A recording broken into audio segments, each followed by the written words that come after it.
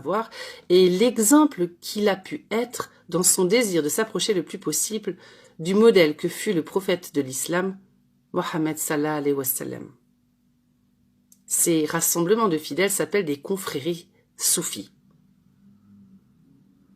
Ils font, en plus des actes obligatoires que font tous les musulmans, des actes surérogatoires.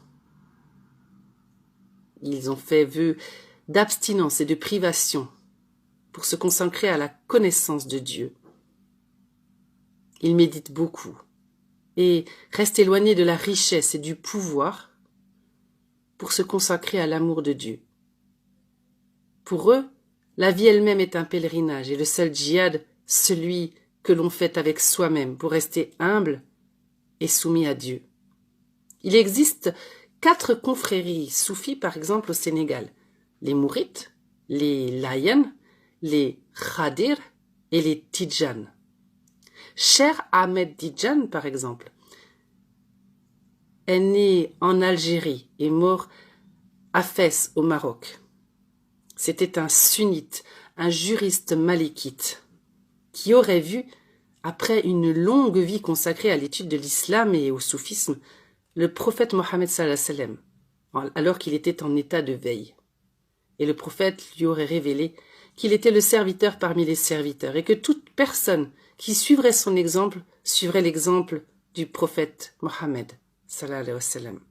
Il lui a également révélé qu'un autre homme viendrait bientôt avec une clé, la clé qui permettrait la connaissance de Dieu. Cette clé, les Tidjans l'appellent la faïda, et ce serait Cheikh Ibrahim Niass.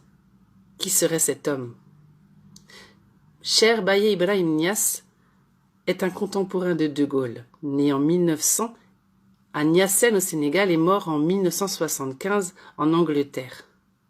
Il était érudit, savant, humble, un grand voyageur sans frontières qui a propagé un islam de paix et qui a défendu les intérêts des musulmans partout dans le monde, qui a lutté contre le colonialisme, l'injustice et toute forme de domination d'un homme sur un autre homme ou sur une femme. Il a défendu la liberté et l'égalité des Africains avec le reste du monde.